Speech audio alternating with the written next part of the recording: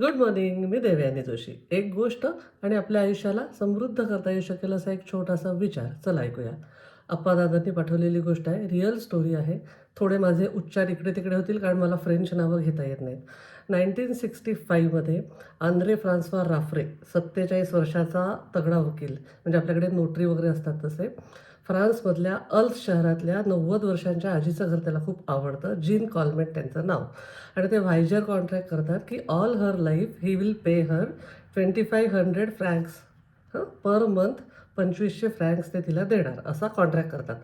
त्याला वाटला 90 वर्षाची आजी आहे, 4-5 वर्ष जगेल, त्याच्यानंतर स्वस्तात घर मिळेल आपल्याला, असं त्याच्या डोक्यातलं गणित असतं.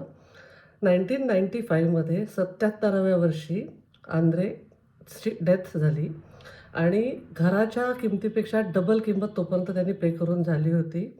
त्या आजी मस्त सायकल चालवायच्या, वाईन प्यायच्या, चॉकलेट खायच्या. मागच्या वर्षी त्या आजी गेल्या वयाची 122 वर्ष पूर्ण करून. म्हणजे तो आंद्रे गेल्यानंतर त्याच्या फॅमिलीलासुद्धा पे करावं लागलं होतं कारण कॉन्ट्रॅक्ट होता. आणि त्यांच्या कॉन्ट्रॅक्टप्रमाणे म्हणजे इतके पैसे दिल्यानंतरही आंद्रेच्या हयातीत त्या घराच्या किल्ल्या त्याला मिळालेल्या नव्हत्या. ही रिअल स्टोरी आहे. इंटरनेटवर कुठेतरी सापडेल बहुतेक. कसं असतं, आपण त्याचं मॉरेल पाहू. आपल्याला देवाचा हिशोब आणि आपला अहंकार कसा असतो पहा. आपल्याला वाटतं आपण आपल्या आयुष्याचा हिशोब खूप हुशारीने मांडतोय. हे इतके दिवस चालेल, इथे इतका फायदा होईल, आता पुढे सगळं आपल्या प्लॅनप्रमाणे होईल. पण आयुष्याला आपले कॅल्क्युलेशन नसतात. त्याला आयुष्याची स्वतःची वेगळी गणितं असतात. आपला प्लॅन हा फक्त एक अंदाज असतो. पण देवाचा प्लॅन हा अंतिम निर्णय असूच शकतो. म्हणून प्रत्येक गोष्ट आपल्या मनासारखी घडली नाही तर लगेच निराश व्हायचं नाही. कदाचित आपल्याला जे दिसतंय त्यापेक्षा देवाला पुढचं चित्र जास्ती स्पष्ट दिसत असेल. म्हणजे आपण त्या ट्रस्ट द प्रोसेसवाल्या गोष्टी ऐकतो. कधी-कधी खूप निराश वाटतं, कधी-कधी खूप उदास वाटतं. पण आपला देव आहे. आपण देवाला एवढं मानतो, तर मग तो आपलं वाईट कसं करेल?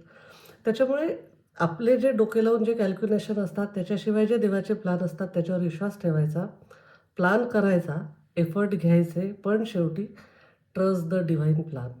हे जर का डोक्यात असेल तर बॉस आपल्याला त्रास होणार नाही. कारण हा सगळा जो खटाटोप आहे, गोष्टी ऐकणे, सांगणे, मॉरल ऐकणे, आपल्याला गोष्टी कळल्या, काय आहे हे कळलं तर आपल्या जगण्यात सजगता येऊ शकते. आणि हा सगळा खटाटोप शेवटी आपलं आयुष्य सुखी, समाधानी आणि समृद्ध करण्याकरता आहे. जर आपल्याला हे कळलं तर आपण सजगतेने वागू. विचार करा. Stay blessed. I love you all.